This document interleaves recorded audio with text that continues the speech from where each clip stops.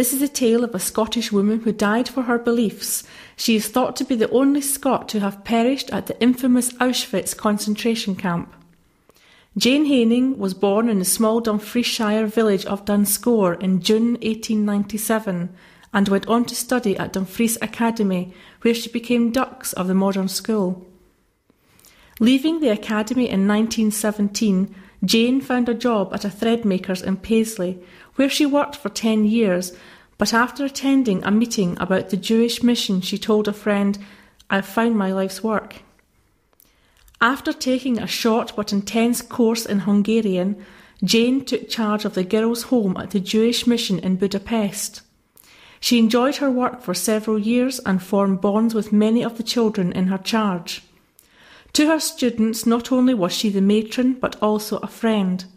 Jane Haining was happy in her work. Times were dramatically changing as Hitler's Third Reich brutally trod down the Jews in their rise to power. Hitler harried the Jews, decreeing that they must not mix with other people as they were different and inferior. Nazi troops invaded Poland, and the Church of Scotland sent repeated warnings to Jane to come home to Britain.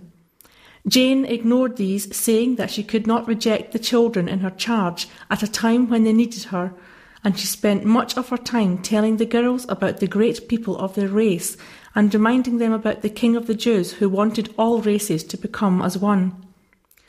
As the Nazis marched into Hungary in March 1944, Jane was ordered to sew Stars of David onto her children's clothes. By this time, Hitler's propaganda was raising hatred of Hungarian Jews. Jane said in a letter, "What a ghastly feeling it must be to know that no one wants you and to feel that your neighbours begrudge you your daily bread." Early in April 1944, Gestapo officers raided the Jewish mission. They gave Jane 15 minutes to get ready, then took her away. She had been denounced by the son-in-law of the school cook. She had earlier reprimanded him for eating the rations meant for her girls. After her arrest, she was taken to a house in the Buda Hills, which the Gestapo had confiscated from a Jewish family. There she was interrogated before being placed in a street prison in Buda. Her friends and colleagues discovered where Jane was being held and tried to make life a little more comfortable for her by handing in a food parcel and a change of underwear each week. The church and the Hungarian authorities made every effort to secure her release, but although promises were made by the Nazis, Jane Haining remained in custody. She was charged with a number of supposed offences: that she had worked with Jews, that she had wept when her girls attended class wearing yellow Stars of David, that she had listened to the BBC radio broadcasts, and she was active in politics. These were just some of the many charges against her. She accepted most of the charges, saying that her involvement with the Jews was part of her mission with the Church of Scotland. However, she denied the allegation of political involvement.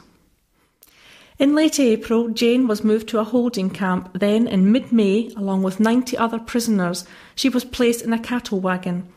A few days later, she arrived at a place where her arm was tattooed with the prison number 79467. She was at Auschwitz. Not much was then known about Auschwitz, although the name was to become infamous as the war drew to a close.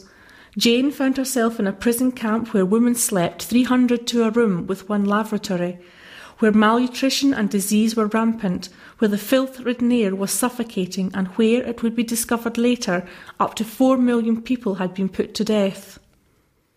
Exactly how, when and where in Auschwitz Jane Haining died, no one will ever know for sure, although it has been suggested that she was gassed along with a number of Hungarian women on the 16th of August 1944. However, her death certificate reads, "Miss Haining, who was arrested on account of justified suspicion of espionage against Germany, died in hospital on July 17th of natural causes." A few days before her official death, Jane had written to a friend about apples, fruit and bread. It was obvious she was starving. She wrote pathetically, "Even here on the road to heaven there is a mountain range to climb." Among the memorials for Jane Haining are 2 stained-glass windows in Queen's Park Church, Glasgow, where she worshipped, and a plaque in the little Kirk of Dunscore, which stands on the site of the church which Robert Burns attended during his stay in Ellisland.